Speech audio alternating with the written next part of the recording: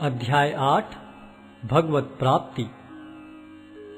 अर्जुन ने कहा, हे भगवान, हे पुरुषोत्तम, ब्रह्म क्या है, आत्मा क्या है, सकाम कर्म क्या है, यह भौतिक जगत क्या है तथा देवता क्या है, कृपा करके यह सब मुझे बताइए।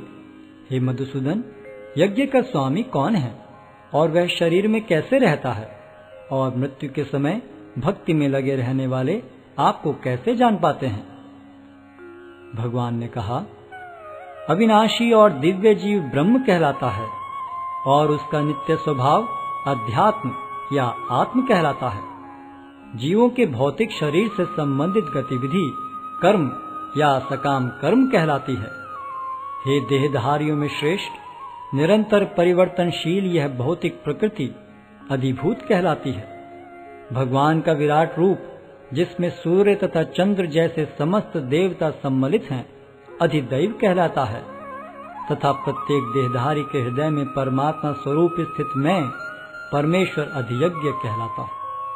और जीवन के अंत में जो केवल मेरा स्मरण करते हुए शरीर का त्याग करता है, वह तुरंत मेरे स्वभाव को प्राप्त करता है, इसमें रंच मात्र भी संदेह नहीं है। हे कुंती पुत्र, शरीर त्यागते समय मनुष्य जिस जिस भाव का स्मरण करता है, वह उस भाव को निश्चित रूप से प्राप्त होता है। अतएव हे अर्जुन, तुम्हें सदैव कृष्ण रूप में मेरा चिंतन करना चाहिए और साथ ही युद्ध करने के कर्तव्य को भी पूरा करना चाहिए। अपने कर्मों को मुझे समर्पित करके तथा अपने मन एवं बुद्धि को मुझ में स्थिर करके तुम निश्चित रूप से मुझे प्राप्त कर सकोगे। हे पार्थ, जो व्यक्ति मेरा स्मरण करने में अपना मन निरंतर लगाए रखकर अविचलित भाव से भगवान के रूप में मेरा ध्यान करता है, वह मुझको अवश्य ही प्राप्त होता है।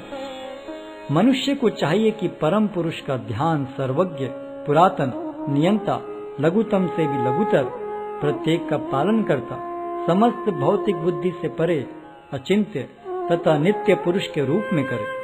वे सूर्य की भांति तेजवान हैं और इस भौतिक प्रकृति से परे दिव्य रूप है। मृत्यु के समय जो व्यक्ति अपने प्राण को भौहों के मध्य स्थिर कर लेता है और योग शक्ति के द्वारा अविचलित मन से पूर्ण भक्ति के साथ परमेश्वर के स्मरण में अपने को लगाता है, वह निश्चित रूप से भगवान को प्राप्त होता है। जो वेदों के ज्ञाता हैं, जो ओंकार का उच्चारण करते हैं और जो संन्यास आश्रम के बड़े बड़े मुनि हैं, वे ब्रह्म में प्रवेश करते हैं। ऐसे सिद्धि की इच्छा करने वाले ब्रह्मचर्य व्रत का अभ्यास करते हैं। अब मैं तुम्हें वह विधि बताऊंगा जिससे कोई भी व्यक्ति मुक्ति लाभ कर सकता है। इस योगाभ्यास में स्थित होकर तथा अक्षरों के परम संयोग यानी ओंकार का उच्चारण करते हुए यदि कोई भगवान का चिंतन करता है और अपने शरीर का त्याग करता है, तो वह निश्चित रूप से आध्यात्मिक लोकों को जाता है। हे अर्जुन, जो अनन्य भाव से निरंतर मेरा स्मरण करता है, उसके लिए मैं सुलभ हूँ, क्योंकि वह मेरी भक्ति में प्रवृत्त रहता है।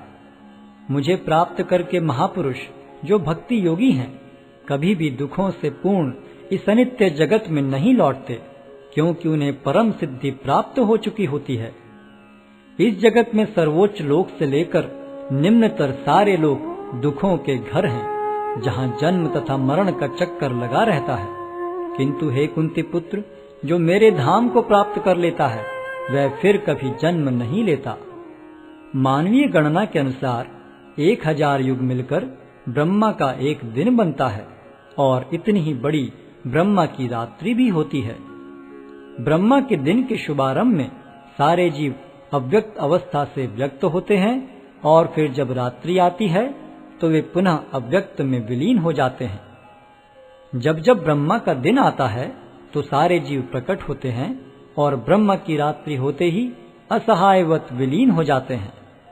इसके अतिरिक्त एक अन्य अव्यक्त प्रकृति है जो शाश्वत है और इस व्यक्त तथा अव्यक्त पदार्थ से परे है। यह परा और कभी नाश न होने वाली है।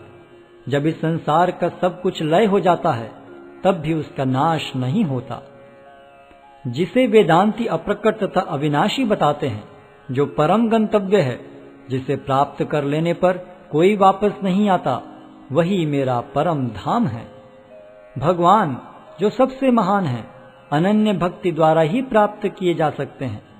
यद्यपि वे अपने धाम में विराजमान रहते हैं, तो भी वे सर्वव्यापी हैं और उनमें सब कुछ स्थित है। हे भरत श्रेष्ठ, अब मैं तुम्हें उन विभिन्न कालों को बताऊंगा जिनमें इस संसार से प्रयाण करने के बाद योगी पुनः आता है अथवा नहीं आता।